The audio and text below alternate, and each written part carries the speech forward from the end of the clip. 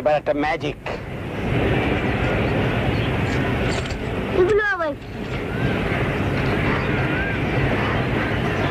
তোমাদের কয়েকটা কথা জিজ্ঞেস করবো, যে কি ঠিক ঠিক বলতে পারো কিনা। রেডি? আচ্ছা বলো তো, চাঁদ বড় না সূর্য বড়? সূর্য। কেমন করে জানলে? দাঁড়াও।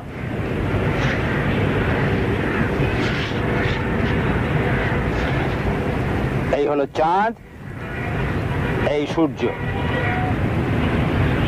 আকাশে তো দুটোকে দেখে একই সাইজ মনে হয়। সূর্য অনেক দূরে। কত দূরে?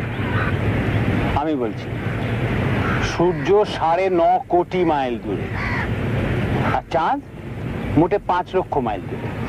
তাই তো দুটোকে এক মনে। আচ্ছা ধরো চাঁদ যদি 5 লক্ষ মাইল দূরে না হয়ে 2 লক্ষ মাইল দূরে হতো, বড় দেখাতো। এইরকম, এই তো। আর ধরো যদি চাঁদ 8 লক্ষ মাইল দূরে হতো, অনেক ছোট দেখাতো, অনেক ছোট মনে হতো। এইরকম তো। কিন্তু তা তো হলো না। চাঁদ ঠিক এমনই দূরে হলো যাতে এইরকম হয়।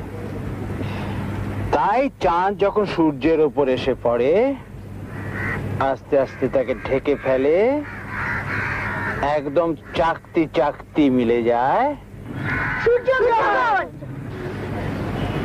সূর্যের পূর্ণগ্রহণ। আবার পৃথিবীর ছায়া যখন চাঁদকে ঢেকে ফেলে, তখন একেবারে চাকতি চাকতি মিলে যায় চন্দ্রগ্রহণ। পূর্ণ, চাঁদের পূর্ণগ্রহণ। কি করে হয় বলো তো?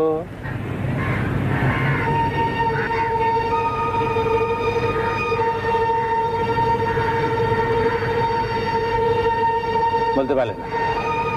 পৃথিবীর সবচেয়ে বড় পণ্ডিতকে জিজ্ঞেস করো, সেও বলতে পারবে না। কেউ জানে না। এক বিস্ময়। আমি বলি বিশ্ব ব্রহ্মাণ্ডের সবচেয়ে বড় বিস্ময় সূর্য আর চাঁদ, দিনের রাজা আর রাতের রানী, আর চাঁদের উপর পৃথিবীর ছায়া, সব এক সাইজের চাকতি। ম্যাজিক।